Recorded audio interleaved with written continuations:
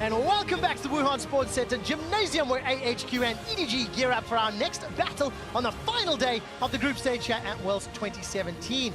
Now, some updates in terms of the roster on the side of AHQ. They have benched the door and they've brought in Chawy. I don't know how I feel about that. You used the word benched, and I think it's harsh because remember they won. They actually beat SKT in the first game of the day. So to me, it's strategic. They're looking at the player who you would favor in the laning phase. You'd say laning strength-wise, Chawy had a good performance against Faker last week. They're bringing him in. And Scout, sure he was on Galio last time, but in those Lucian-type matchups, I think having Chawy there might shore up some of the pressure weaknesses in mid. It does make you wonder if having that extra lane pressure is what they want when you just saw EDG adapt in their last game, not going for lane pressure, going for leaving the lane, going to the rest of the map. And how difficult is this for EDG? They have just won their game, destroying Cloud9. They have 10, 15 minutes to come to terms with the fact that now Chawy's playing. It's do or die. Lose here and EDG are out of quarterfinals. And they now have to play against, I don't want to say an unknown factor because AHQ have regularly swapped that mid lane, but maybe a surprise after seeing West or win. I think the nuance to me is that they're actually staying on the red side 2 games in a row. So AHQ, watching the pick and ban, very early we were like, okay, these globals going to shut down Cloud9's day, and they did. There's easy adaptations here for the side of AHQ, whereas EDG, you'd imagine, want to keep doing what won them the last game. Conversely, of course, AHQ with that blind pick Fizz. Now, of course, that was very matchup specific and player specific.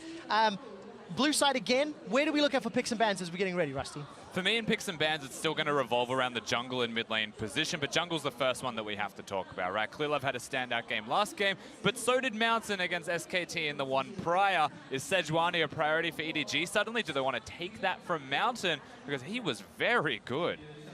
How good? Like, you know, he did things. Could Mountain do to EDG what he did to SKT, Papa Smithy? I'm not a betting man in general, especially on Mountain, because Mountain is a hit or miss jungler. His Gragas, for example, has its good games, has its bad games. We saw a long game against EDG where it took about the 18th barrel before he really hit it on the nose. So at the end of the day, I'm not going to be a betting man, but Mountain repeating the playstyle. Honestly, whichever jungler is on these invasion missions is controlling the enemy jungle. To me, that's been the story of the day. And of course, super important to note, AHQ's single win from week 1 of groups was against EDG in that very long drawn-out game you just talked about, Papa Smithy.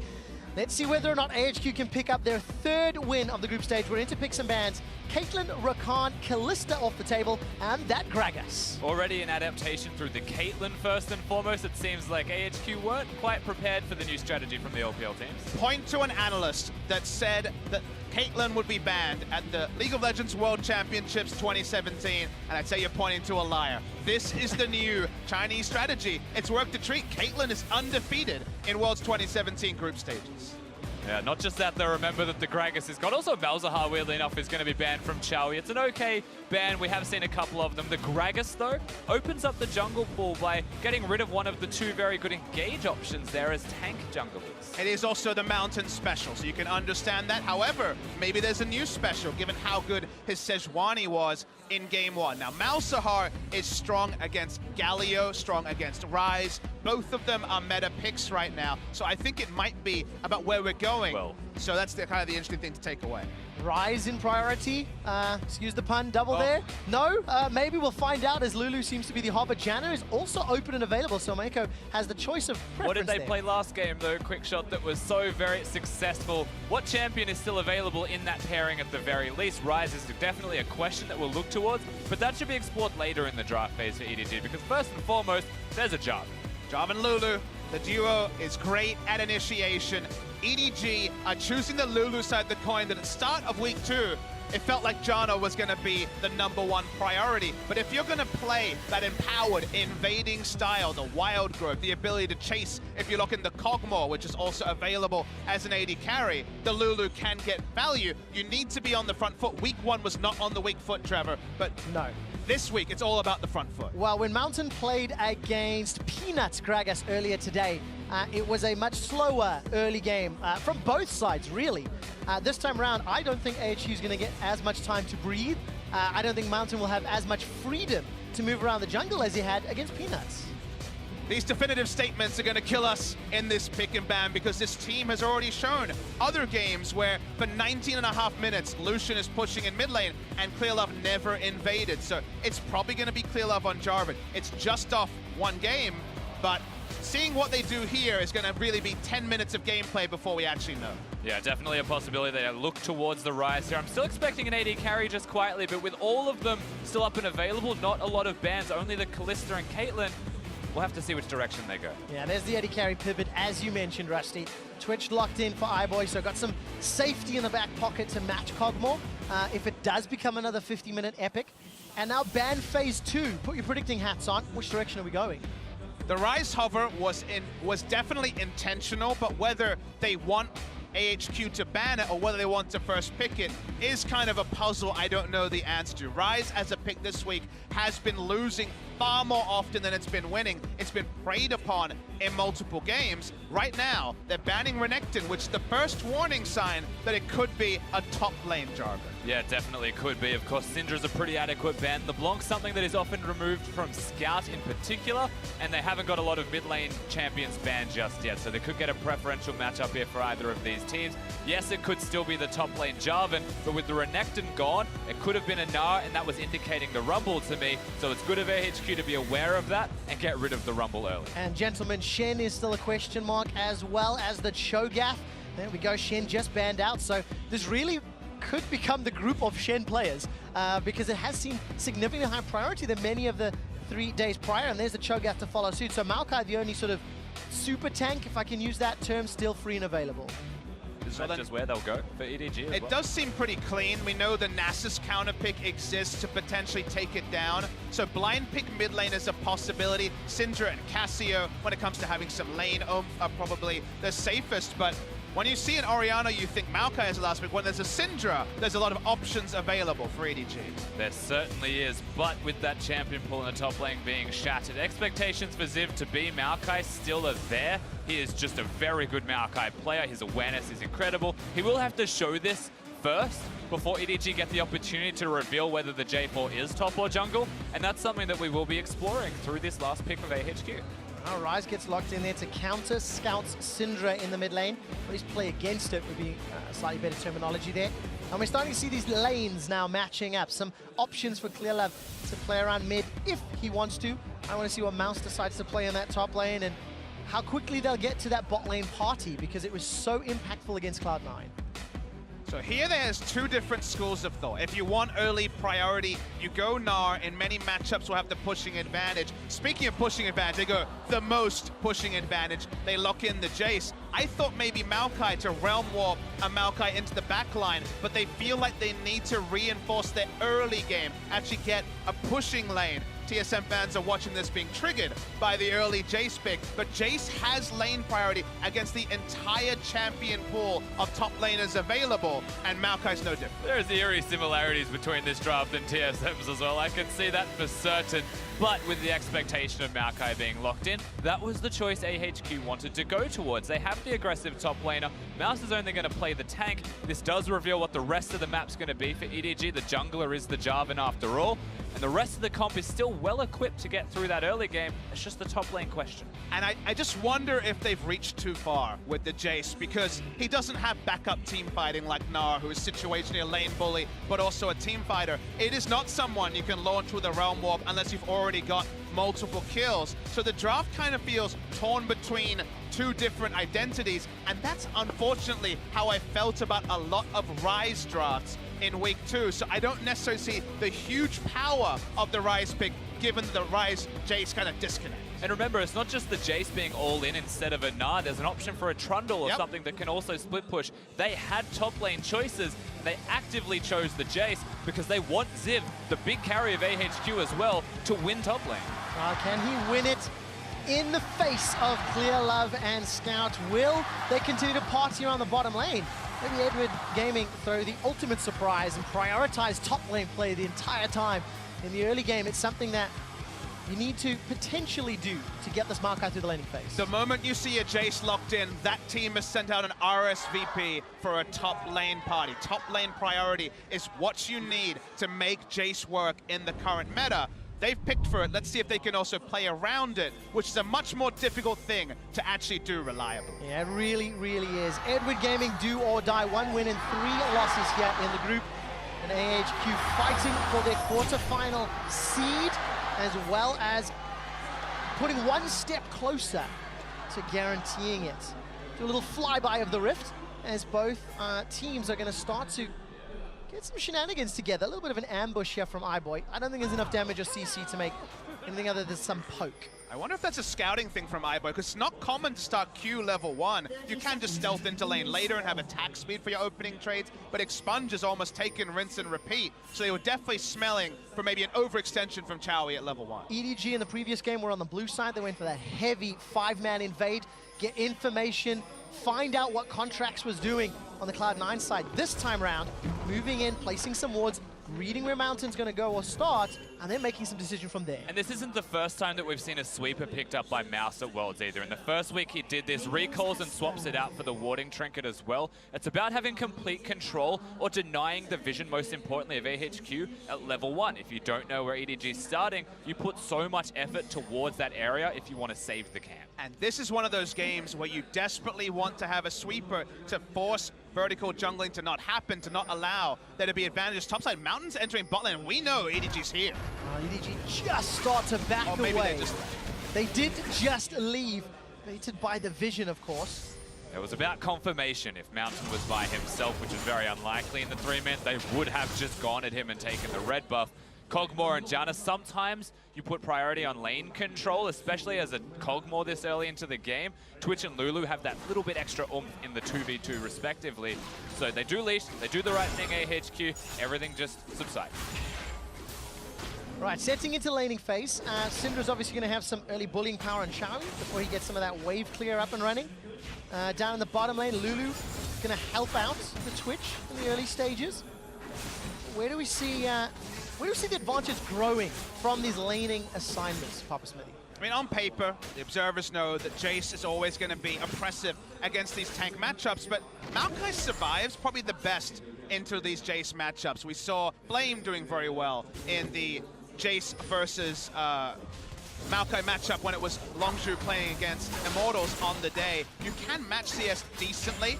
Early levels, of course, are very, very difficult as a ranged versus melee champion, but you can gank for the Maokai, you can itemize into Righteous Glory very happily. It's still going to be the path for AHQ because they want to definitely find their advantages topside. And that's the thing, when you go back to the TSM game and what went wrong, their jungler wasn't on the top side of the Rift, so the Jayce got ganked, which means Mountain's job, and respectively should be his job, is to prevent those ganks from being successful, to let him just win the lanes. You don't need to be there as Mountain, you just need to be around there to stop Clear Love from being there, and that has proven true in this case.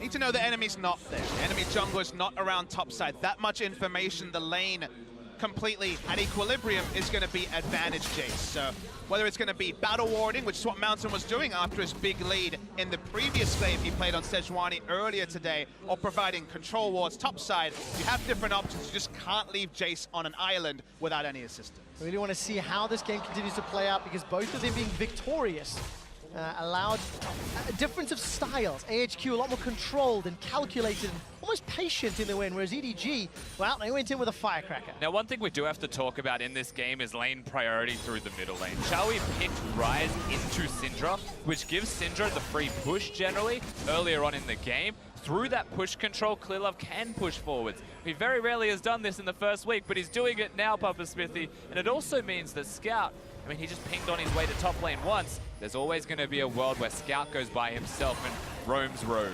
A single tear to my heart, seeing EDG playing through mid lane priority after failing with it so obviously, I would say, in their first week playing around the Lucian. So they are pushing up vision, they are getting information, and seeing the Sejuani at every point allows Mouse to be a little bit more fast and loose with his trades topside that are always going to be at least slight advantage to AHQ. And that's allowing at least a very small CS advantage for Ziv as another minion wave conga lines its way down. Keep an eye on Ziv. He's not really going to be pushing a Mouse, doing his best to try and shove this in as quick as possible. Not let that wave be frozen or put himself in a riskier position. I mean, he'll be down in farm, but that's an exceptionally good laning phase thus far from Mouse as the Maokai into the Jayce. He's navigated it very well. and now he's in a position where he can get a good recall off, get some extra items. Jayce's job becomes a little bit more trying if he gets some armor or health. Well, I've seen the control wards picked up by EDG as well on their first backs. Good combination. Dark Sphere into Scatter the Weak there from Scouts. And continuing to play out. So even starts here, iBoy in his first back. Manages to pick up the Cull and double attack speed dagger. So kind of committing himself to this extended laning phase in some ways. And it also, as you say, lets you know that he could have bought more power with his gold. He's saying if AHQ's making proactive plays, they're not going to be bot side. It's Twitch Lulu, it's Janna Kog, it's probably going to be a farm lane. And I like these little adjustments and looking at them and ruminating on them, because you're not just going based on a standard build that you read or looking at someone else's build. You're playing to the game. And if you feel like you can get away with cards in the game, what we played around having less power early, why not go for the investment that will pay off? Oh, that's whoa! First blood to Scouts. That's exactly what happens when a Syndra goes against the tier Ryze and can win lanes so hard. And remember, Chawy was substituted in for Westdoor after winning the game, and losing a solo kill at this level is unacceptable. Counter-picking yourself, they didn't have Shen. This time it was the right time for Scout. Finding it in this day when they need to win the game is so big. All right, a lot of damage going back and forth. They've traded barrier heal for barrier. Technically, AHQ come away one summoner spell to the goods. They do come out one summoner spell ahead, but they have no idea where EDG is. And that's the scare for them. Maybe they have a slight edge, but they're too afraid of where the opposing team will be. So they respect it. They back away. They won't win that trade out. We're on the timer for the bottom lane dive from EDG if they continue to stick to the scripts. So this time he did not have a vision of the enemy jungler, but to his credit, there was no Shen on the other side. He knew his damage output. He did it completely. That's the Scout that people look to, and the reason that on his good games, he can actually solo kill mid lane. Important thing as well is that Chawy decided to cleanse his soul as he died, use the cleanse when it was already going to kill him in the first place. That means he doesn't have it. That means that Clearlove may want to come back to that lane. Make another pass by and maybe set up again. Clearlove just farming, hasn't jumped on anybody's head yet. He's about to get that Cataclysm. Team in general is putting down vision. They had vision of both the enemy Raptors and the enemy Gromp when that fight happened. Sure, it did not spot Sejuani on a camp, but it would, of course, have that information about where she has been in the last couple of minutes when it comes to respawn. So they still are pushing forward vision and helping Scout overextend safely. I want to keep my eye on how EDG continues to play this game out, because, of course, going 0-3 in week one, this is a team that bounced back in their regional finals to win in a reverse sweep. A lot of discussion around the mentality, the mindset of Clearlove. We've heard that story several times. But now they've got that first blood, a solo kill from Scout. That's a great start to this game, and what can be extremely defining, even stealing the red buff. I think that was smited by Clearlove. I can't quite see the timer. Yes, because, of course, the completely refreshed. So even just these little small victories, Rusty, it's got to be so important for the squad. And it is that battle of inches for EDG that's working out positively for them. Mountain last game we saw him play was pushing and was being pesky and starting to push his luck, but he was taking things. And now he isn't taking anything from the opponent of EDG. And you're right, that mental resilience is something to be admired from the Edward Gaming roster. Quite simply, they didn't have that a year ago. But Clearlove takes a split off, he comes back one split later, and the one thing that he actually gained was mental resilience.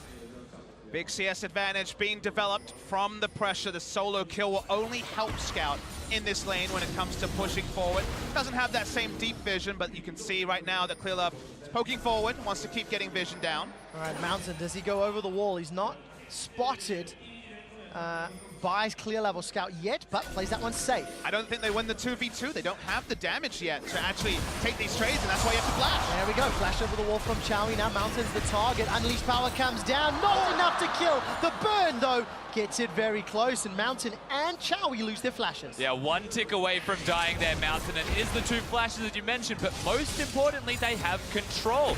Still with that CS advantage that was there for the Syndra, well, that grows by potentially an extra 6. There's the risk of him being dove. There's a risk of a teleport from Mouse or a flank. He's currently running down the river for exactly that. Oh, Cataclysm's available here for Clearlove. Gets the knock-up. Dunk is available, but Scout is not close enough. Won't be able to get in range. Remember, Unleashed Power still unavailable. Clearlove goes down, And it's Ziv that picks up the kill. And these are the sort of mistakes that I mentioned will probably still keep cropping up. They were unfortunately too over-eager. Scout had already used his ultimate. It wasn't there to guarantee the kill. Eyes on Jayce. I don't think that's a big factor. He picks up the kill, but I think they would have gotten it anyway. So that was the step too far. I think pulling back, getting down the deep vision, clearing vision, and allowing Scout to play his 1v1 game was more important than overextending for a dive. Yeah, frankly, I think Clearlove just lost time of the clock. He didn't realize that Sejuani was going to be there that soon, but the teleport from Ziv gives him a red buff going back towards the top lane against the Maokai. He's well equipped to control that lane. In the 1v1, EDG is winning in every way. Turret is below half.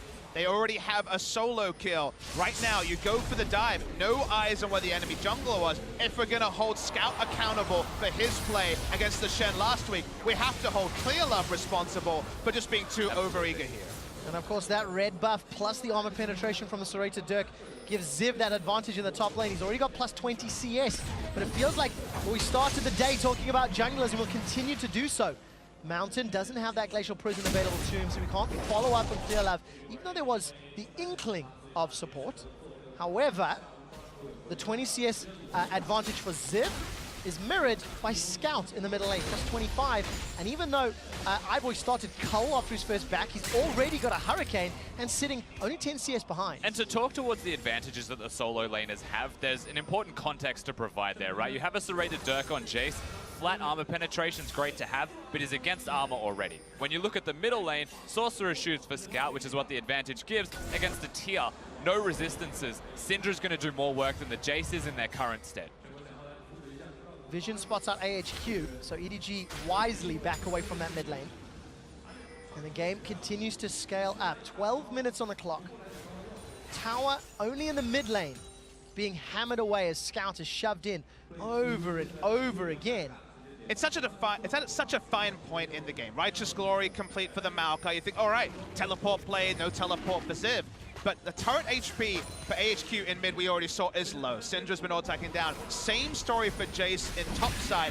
One misfire from either side. Structures go down. Suddenly the AD carry can safely pick up farm if it's Twitch with a Hurricane in mid lane, and the game changes instantly. So it's kind of an ominous thing to say at 13 minutes or so, but we're close to a breaking point where the first team to step forward kind of has tempo for 5 to 10 minutes, even if the other team is being resilient. Yeah, certainly true. EDG right now are looking at the Mountain Drake, and the Scuttle Crab has just gone away. For me, looking at this, Syndra coming back, blue buff about to spawn. This is a perfect moment for that play to crescendo, to find that objective at the very least. And the question is, do AHQ want to respond to that objective with fighting? Are they going to trade? What's the response plan? Because EDG feels very peeved out. If you were to make an educated guess based on watching EDG and seeing their performance over the last 2 weeks, where do you think they go with that, Rusty? Well, I mean, they're answering for me right now, so my educated guess would be mostly invalid because it's on the screen, quick shot.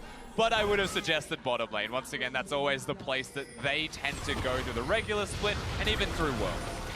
The dream here for EDG is parking Hurricane Rush. This is the new Twitch build, Hurricane Rush. Yeah. Twitch in mid lane. Because what happens then is that you put a shield on, Twitch can pop up, look for some harass, backs away, heals up with the Ardent Sensor on hit healing. He has wave clear with the Hurricane, and then Lulu roams, and Twitch pulls back. Where is Twitch? Where is Lulu? Is the headache that the other team has to deal with. So taking the mid lane turret right now, they don't know where that Twitch is. It only now is showing on the minions. They get the turret for free, and now lane assignments are clean for EDG. Beautiful take there, capitalizing on all the pressure that Scout had accrued. The Mountain Drake, which you talked about so often, there's not a lot of deep vision inside AHQ's southern quadrant though, so EDG going to be a little cautious, but they've got the numbers to back it up. It is cautious, but they have enough shallow vision to see if AHQ want to respond. It's about how do they react if they see AHQ coming in. Ultimately, I have a feeling that it would be a fight from EDG. They turn around, they would stand and deliver. iBoy's going in, he's got the ambush down, opening up with that spray and pray. Defensive flashes followed by the aggressive one. Oh, on the front end, caught up by the stun. Wild goes by some time. Here comes Scout, gets the stun and scat of the week, jumping into the Cataclysm. Not done yet as Mouse comes to the Bramble Spat. That's a double kill for iBoy. That's not even with Maokai there. They're just able to get it purely from iBoy, trusting his damage and having the Lulu to back him away. Expunge actually kills Albis during the monsoon, and they want more from this. Yeah, Ziv comes in, perhaps trying to clear the wave, but as a cannon minion crashes down, there's no chance for a Jayce to do anything for this. It's the Mountain Drake secured, mid lane outer turret secured. Now a team fight at bottom. That's a big gold spike. And it's the dream for a team facing Jayce. Whenever Jayce has to teleport defensively, when he can't stay in lane and take a turret or make a play by teleporting behind, a defensive Jayce teleport lets you know that AHQ are very stressed where the game was. We talked about the first breaking point. Maybe we just saw it. And how about confidence from iBoy as well? He doesn't just stop here, he flashes in. I'd call that the reckless, but like successful reckless in this case. Oh, come because on, man. he has the team to back him up. That's the important part that I'm getting at, because he gets the expunge, that's 2 big kills for himself. Mouse, Ziv, they all come in. EDG already too far ahead. We mentioned this guy just hit 17. I can remember what I was doing on July 12th, 2000 when iBoy was born. A lot of our viewers are of a similar age. To have that trust in yourself in front of the Chinese crowd flashing in. I think Rusty will probably be the best to tell you this, but this has been iBoy almost since debut. iBoy has said in interviews, he does what his team tells him to do. That is how much of a mechanical unit he is for EDG. If Meiko or Clearlove say jump, he will jump before asking how high. Well, look at the mini-map, because Mountain's coming in from behind. Glacial Prison misses! You cannot miss that shot, Mountain! That's a double kill for iBoy! And Captain is surprised! He will never take it down! Here comes Clearlove, the flag, drag, triple kill! iBoy, you are amazing! He's like a fountain laser, blowing everyone away on the Twitch. The crowd is going insane. Suddenly, quick shot. This game is EDG. How can you have the awareness to go forwards and dodge a Sejuani ultimate at the same time? Just as we talk about him, that's the opposite of a caster, because he's a machine. Listen to the energy in this room. It has erupted. Rusty, it's a 5,000 gold lead, 6,000 in fact, 3 towers, a mountain, a herald as well. EDG are in absolute control. Yeah, it's a 5-0 Twitch at the end of this. Just watch iBoy, the highlight reel he makes for himself. Literally moving while auto-attacking perfectly. Hang on. No, we're not. We're back. Oh, I love that. Throwing up the flare on the way out. My favorite thing about that replay was short, but it caught the moment. He had clearly already thought, what if Sejuani was there? He was already tending towards the wall, because that was the one place you would not expect him to go. So to have that extra thought in your head, watch here, he expects it. He knows there's a chance. His team is communicating it. Is it he? Is it his team? Let's say it's both. And then at some point, the shield is back up for the Kog'Maw explosion, and suddenly Mountain is screwed. And this fight clearly demonstrates why some teams prefer the Lulu over the Janna. It is a debate. Contract cold killer there. But it's a debate that we're seeing raging more and more. Janna over Lulu, Lulu over Janna. But the movement speed increase, the shields, the wild growth, that's what kept iBoy alive in that scenario. I mean, I come from the region of Juggernaut. It was all about speed up the Kog'Maw, give him some more on hits with the picks, and he will mow people down. This time it's the Twitch, certainly a different combination, but if you only have a mind to go forward, and clearly EDG and iBoy together only have that mind, the rewards are clear. And I don't want to dwell on it for too long, but AHQ, unfortunately, in that position at all is a big mistake. Ziv doesn't have teleport, he was on the opposite side of the map. These decisions where EDG is going forwards, if AHQ are recognizing that, and it is glaringly obvious, they should either be there or not be there at all. Teams watch Khan play Jayce, and they say, why don't teams play Jayce? And more teams are trusting themselves to say, Jayce is the best pick here. He beats everyone else 1v1, but you need the macro around the Jayce to actually get the same sort of rewards. And if you fall behind, you have to expect that you're probably losing a best of one. Well, that's what it looks like right now. EDG and AHQ trading towers. Inner, mid for EDG for the top outer. In favor of AHQ. Look at the itemization, by the way. Glacial Prison comes out, threaded between the needles. iBoy does get caught, but it's simply not enough to help. The Monsoon buys some time, and iBoy continues to go forward. He hasn't flashed just yet. The inhibitor turret is dropped, and before 20 minutes, the inhibitor falls as well. More of the zoning ultimate from Twitch in this case. Does the damage, forces them to go back to base if he can, and that unlocks the inhibitor more than just the turret. EDG in absolute control right now. That mid lane inhib being free just opens up the Baron. Well, I'm to announce that iBoy has surpassed Mystic for damage dealt to champions at 20 minutes for the highest in Worlds 2017 right now. very close to Mystic, but he takes the cake with that 5-0 performance. Superstar in the middle lane. I mean, it's just everything in favor of EDG. Now they need to close out the game. It's disgusting how far ahead he is with the 5 kills, honestly. He's an entire Zeal item. Throwing an Executioner's Calling to try to trivialize the healing from the Janna especially. He is so far ahead that honestly, AHQ can never fight. And that means that they can't 4-1 because the 4 will get blown away and the Jayce has to group with the team. I love group stage. This game, and assuming EDG close this out, the group is blown wide open. EDG play SKT for the last game of the day. I mean, there is a realistic possibility of this being a 4-way tie at 3-3. It's certainly a possibility, and you know what the best part is, Quickshot? It's that Twitch is what beat EDG the last time these two teams faced each other. Everything is coming back around full circle, it feels like, with EDG still on the front foot in this game. Miracles are happening on Summoner's Rift. And I want to call you on it, because SKT is in that group. Forget that for a moment watching this game. And you know what? It probably won't happen. We probably won't have a 4-way tie. But with how SKT has played this tournament, I can't be sure. And that's really scary, you know? Usually I know what I can be sure of, Trevor. Well, something else that's very scary, AHQ losing another turret. The gold lead continues to grow, and to Ziv's credit here, for the last few minutes, when EDG have taken a tower, he's at least got one back. That's 2 on the board, both secured in a lane where Ziv finds himself. He's got a gigantic CS advantage over Mouse, but I don't believe he's going to be given the time to play the split push game. The initiation options for EDG are just too powerful. I think you have a sick point there. Honestly, it just can't happen. He'll do some decent damage in fights, but Clear Love, Mouse in the front line, they'll be able to shake it off. He won't be able to side lane because we've seen so many times this tournament, you can't side lane with no vision. And speaking of no vision, it's Baron time. It took them a second, but they're finally confident in the fact that if the Scuttle Crab dies, AHQ have no chance of seeing them here. And what do they do to respond? Because the Ryze ult brings in Mountain. Does indeed, but EDG peel backwards. Glacial Prison comes down. Secured by EDG, but that got a little hairy. Mountain tried his best. Coming back to your question about whether EDG will be super clean, no, they will not. They were way ahead. The only way this game actually sees Source is a Baron steal, which was available. He was in range for it. And it's a very good idea to Ryze ult Mountain in by himself. See how that goes. But ultimately, even if Mountain gets the Baron in this situation, is it worth having a 4v5 against the Twitch? He'll probably just dive you straight away. I mean, you don't have good options there, Rusty. No, you don't. You're picking the best of a bad group. And at 22 minutes, another inhibitor is falling. Supers pouring onto the Nexus turrets. And EDG, 10,000 gold up, 7 kills to 1, 7 towers to 2.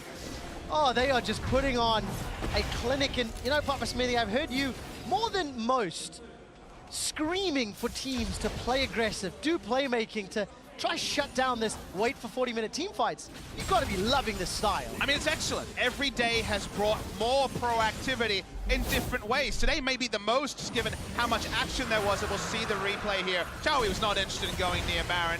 Good attempt by Mountain. You can see the Baron HP. He gets in when it's at 400, so he was very, very close. Nice inventive play there from AHQ, but Hidden Hope is the best they could ever really hope for. And it was an early smite from Clearlove where Syndra secured it. He didn't use his smite Mountain. That was closer than you'd care to admit as well, yes, if you're EDG. Yeah, definitely a little bit, EDG a little bit hyphy, as it were. Right, Glacial Prison again. The Love is going to spot them out just in time. iBoy sidestepped it. Look at that. iBoy's got himself 2 already. The engage from Mouse as Zip goes down to Scout. Somehow a solo kill. Not done yet, as EDG have got the triple. Actually, there's Supers, that's going to be game. They're going to end the game right now. The dream continues for EDG. The miracle run, it's well in their grasp. The dream is looking like reality, Trevor. They're revving up. It's such a different world when you play 3 games in one day. Not many people can prepare for 3 different opponents, but EDG, they're playing their own game.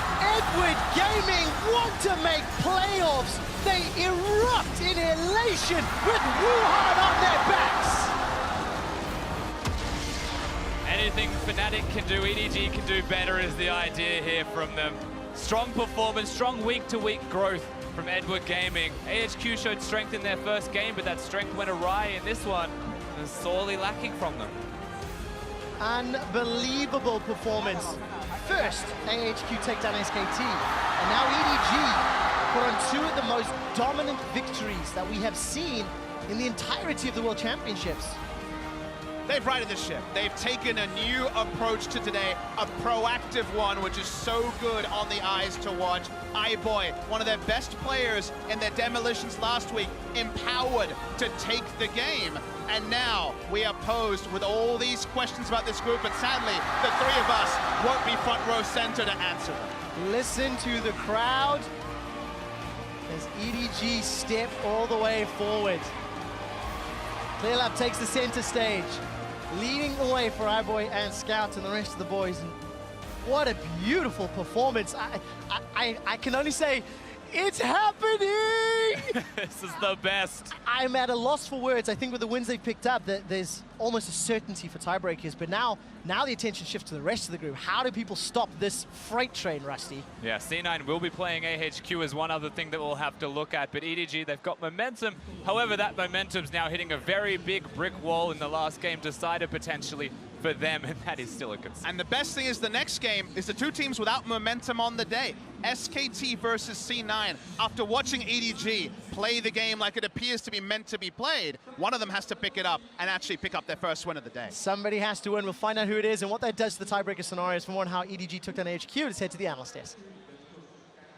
It's happening, quick shot. The two teams that came in at the bottom of the bottom half of the standings of the group duke it out. EDG comes out on top, moving to 2 and 3 with one game left to play. And EDG effectively get their revenge. You know, AHQ took them down. That was kind of the big start to the game of what would be a very terrible week for EDG, but they came back much stronger this time around. They look so good. They look like the best team in this group right now, and I gotta say, the predictions, as you were mentioning, if we're all agreeing, it means that we are all wrong. Oh, very much so. But let's take a look at how they did it once again. Some early dominance out of the mid lane from Scout. So again, showcasing why you have to respect his laning power. And here's the thing.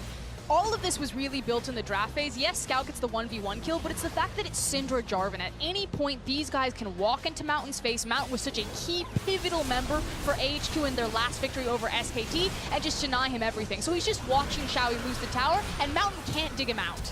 And I mean, iBoy really playing so confidently in this game, so aggressively, flashing forward very well, knowing his limits throughout the entire game. I think that he had an outstanding game, and this guy really is an AD carry star on the rise. And it's just so easy to rotate around that mid lane pressure and then grab that rising star in the bot lane. It just looked too clean and too easy for EDG. It's starting to make sense though, right? Based on the way they played in week 1, all of their strengths are still there. And then they very clearly shown up, showing up some of their weaknesses, eliminating those mistakes in the mid lane, not getting caught out once they've built those gold. Yes, Scout is just holding back to his potential throwing of games. He's just crushing it now, and I haven't seen anything to exploit out of EDG so far. They have just been clean. As we're saying, some of the most dominant victories in Worlds so far, and their last game is up against SKT, which is going to be a banger. I'll tell you exactly where EDG can still be exploited. It's in their late game 5v5. Yes, we've seen 2 great dominant performances from them, but it hasn't come down to the wire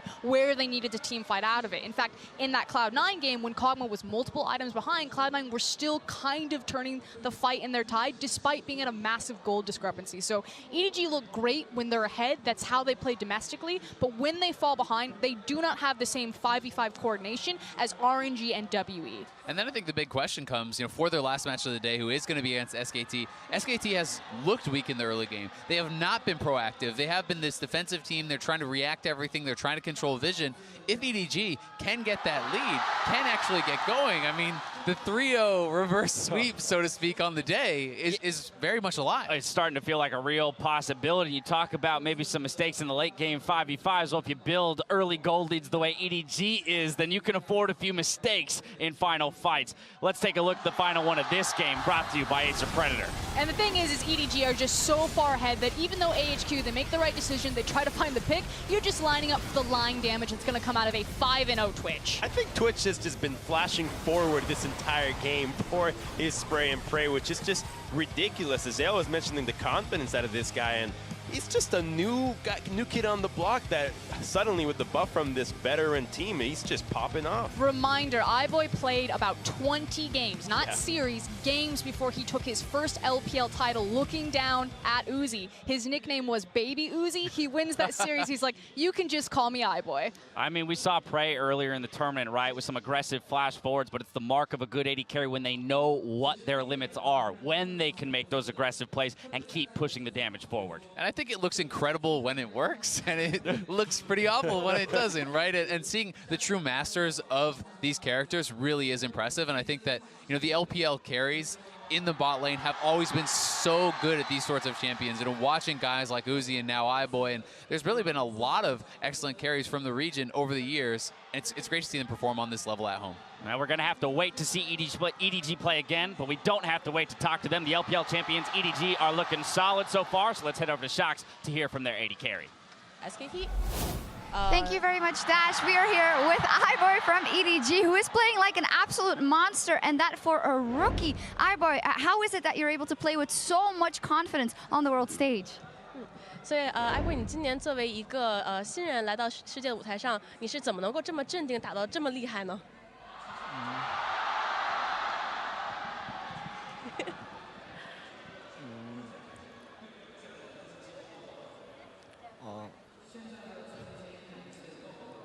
因为我对环境是不会受到什么影响的，不管是大赛还是大赛也好 ，LPL 也好，都不会受什么影响吧。I don't get affected by the environment surrounding me, whether it's LPL or if it's Worlds. Well, it is super impressive so far, but for the team last week was not good with a 0-3. You're doing really well right now. What changed coming into this week that you guys are playing so much better? 你们在上周小组赛当中表现的并不是很好，那你们在这个周末里面做一些什么改动，让你们这周能够打得如此出色呢？只要不拿卢锡安都可以。As long as we don't pick Lucian, I think we're good. Sense of humor as well. And then finally, not picking Lucian will maybe be important in that last game of the day versus SKT. It is so important, iBoy. Outside of not picking Lucian, how are you guys going to beat SKT? 你们接下来将要对战 SKT， 然后这也是至关重要的一局，你们将会如何去准备？怎么能够应付 SKT 呢？应付 SKT。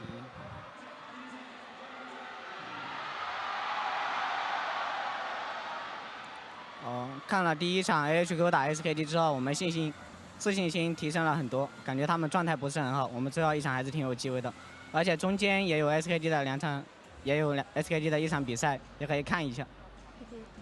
After watching the first game of SKT playing against AHQ, we realized that they're not doing so well today. So we have a huge confidence boost that we might be able to do well. And also, there's going to be another game against SKT against C9 later. We can also watch them and hopefully do well. All right, cool. Well, we're looking forward to that. Thank you very much, iBoy. Fantastic performance and lovely interview. We're going to take a quick break, but we will be right back with more Worlds action. Why not go for the investment that will pay off? Oh, that's whoa! First blood to Scout. 我不来。